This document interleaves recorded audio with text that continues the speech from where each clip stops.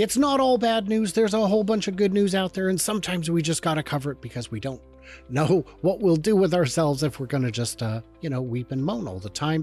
I'm good at weeping and moaning. Today we're going to be talking about some good news from Lucid and BMW, some very good news from Tesla, some great news from Chevy, really, and some very, very silly news, borderline stupid. But I'll let you guys decide. I'm Brian. Welcome to Futuraza. Well, if I'm going to cover good news, I've got to cover the man with a good shirt. It's Randy Kirk. Welcome back, best-selling author and water bottle entrepreneur extraordinaire on the show. One more time. It's exciting. How are you, Randy? Well, I'm fine. And, good news is the name of my program on Monday through Friday at roughly 4 or 5 o'clock. Good news Monday, good news Tuesday, good news Wednesday. I mean, that is who I am, Brian. Well, I am from a different era, so I go with no GNUs is good GNUs with Gary GNU in the comments who remembers that program. So here's a start, and I know this is crazy. By the way, what a beautiful vehicle. I have not had an opportunity to experience the Gravity in person, not even visually. I look forward to driving it at some point. It looks I think it looks fantastic. It's not quite a minivan. It's not quite a shooting brake / station wagon. With this kind of interior capacity, there's only so much you can do. And I think they did a good job. But the article is Lucid and BMW executives claim efficiency is more important than range for their cars. And I think this is nice to hear because you know what GM's approach is? What is GM's approach? Jam a 200 plus kilowatt hour battery pack into everything and call it a day. Into a 7,000 or 8,000 pound vehicle. Yes. Why stop there? Why not go over 9,000, which they have in some cases? You look at the trucks on the market. Let's name them all. The Lightning, the Cybertruck, the Rivian R1T, the Silverado, and I guess you could say the GMC Hummer, but it's worth noting that GM is the largest EV manufacturer in the world, if you count the Hummer as the largest EV. So that's undeniable. We're going by sheer tonnage here. They do manufacture the largest one. The Cybertruck's got barely over 100 kilowatt hour pack. The Rivian, same. The Lightning, same. And then you get into the Silverado and the Hummer, and you're over 200 for a car that really doesn't go that much farther. Yeah. It's a dumb approach.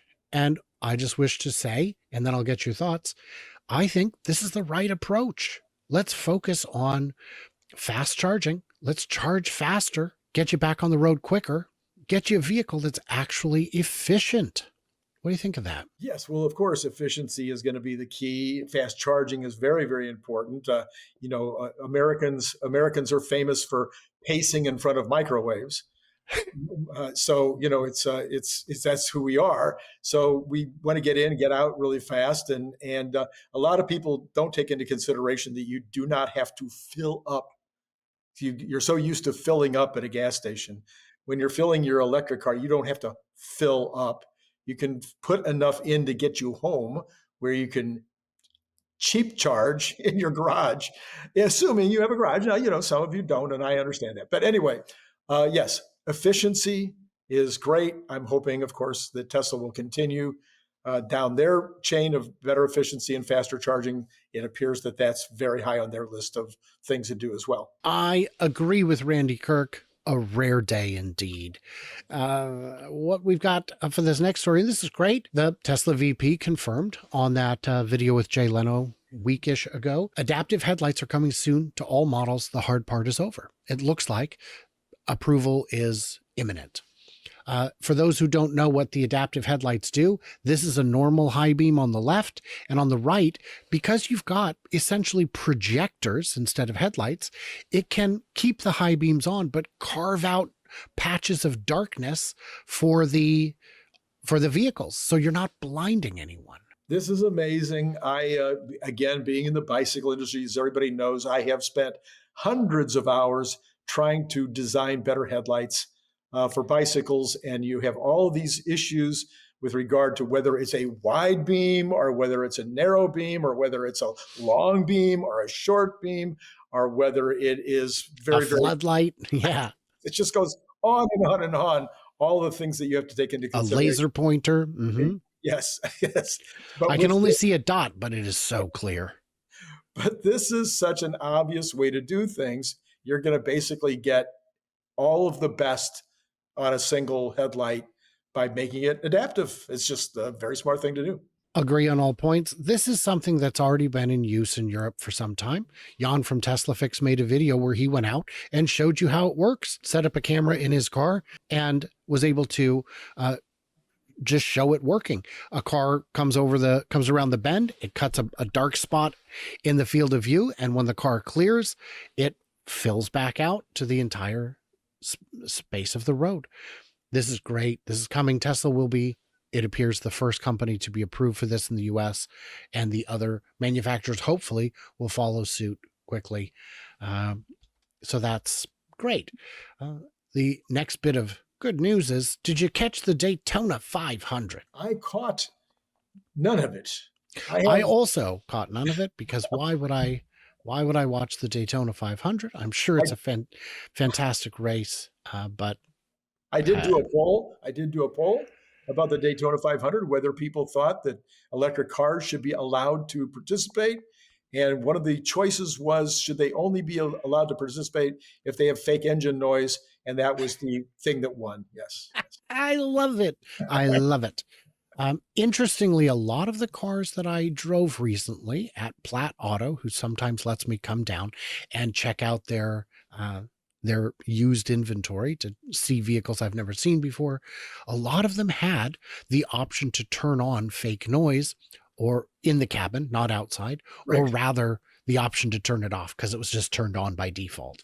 And I'll tell you, the Ford, boy, they've really got the fake engine noise dialed in, because they've been using it for years on their gas vehicles.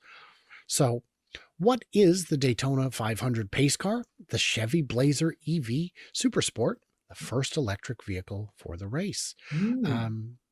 Yeah, it is, I guess that's exciting. Well, that's not showing anything valuable, but you get the idea. This is a shift in tone, is what I would say. A shift in tone. Yes, we're not showing our big angry Corvette or Camaro or whatever. And the Corvette, the new Corvette, I think it looks fantastic. I think it looks like a European sports car and drives like a North Korean sports car. I've seen too many videos of it in drag races against all kinds of things, and one of these days I'll see it win. I think, it looks nice. Can't teach that. And because we're in a silly mood, Randy, Okay. I gotta share this. Now, when you think science, what's a good publication? Maybe space.com, or like a science journal, something like that, right? In the olden days, I mean, in the olden days, like 30 years ago, as soon as my Inc. magazine came, I read it from cover to cover. It was but you're big into tattoos, so that doesn't surprise me. but no longer. Oh, Ink. Oh, I'm sorry. I got it all confused. Wired magazine. Ink with a dot. Oh, Wired. About science magazines. You said Ink. I messed up. I thought you meant Ink with a K. It's fine. Messed up again. So when you're saying you're looking for a good science publication, you are not thinking CNN Science. I wasn't thinking CNN. No, you know who was? Nobody. Nobody. Astronomers briefly thought Elon Musk's car was an asteroid. Here's why that points to a broader problem. Jackie, the broader problem is that you published this. The broader problem is that there's no editor who would look at this and go, we're not running this. Because every object in the sky is tracked, Jackie. Every object, every detectable object. And this one had a known point of origin. This one they didn't have to detect. They put it in the tracker when it was launched, and they've tracked it ever since. There's a website you can go to, something like Where's the Roadster? Where is the Tesla Road? Oh, in space. It's in space. Okay. Well, yeah, where is Roadster? Yeah. And you can track it right now. It tells you where it is. It tells you that it is not only the fastest Tesla ever built, but it also has the greatest range and the greatest efficiency because it's no longer consuming fuel. Yes. And Yes. that's Yes. great. That's all great. And remember, guys, today we are showing at the end of this video the trailer for the play that I'm in. Stick Yeah. around for that. Pretty please and thank you. But yeah, 7 years after they launched it, observers spotted and correctly identified the vehicle as it started its extraterrestrial excursion. That's great. They correctly identified it. Come on. Come Brian, on. did anything in the article suggest when the new Roadster, is actually going to get built? Very, very soon on an astronomical timeline. So that's good. When you look at, I was in a cave at the Lewis and Clark Caves in, I think, Montana. It might be Wyoming. I'm pretty sure it's Montana. And they said these, people have damaged these stalagmites and stalactites over time. And it's crazy. Whatever. And by the way, we put these stairs in. It took us 30 years. And I said, on a geological time frame, that's actually pretty quick. And she was not amused. You were not amused. I'm not for everyone, Randy. I'm not for everyone. You're a So, special shot. I'm so special. I'm a special little boy, Randy.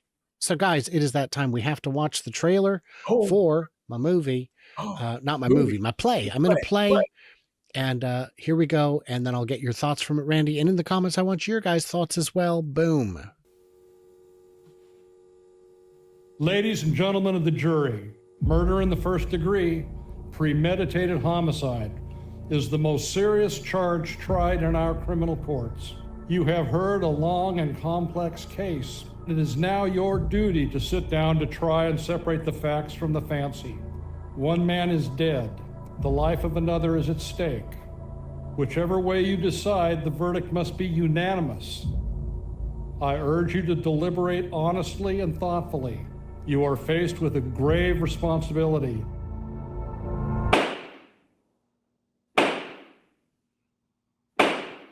Thank you, ladies and gentlemen. You did a great job, Brian. Yes, I turned my head slightly. Yeah.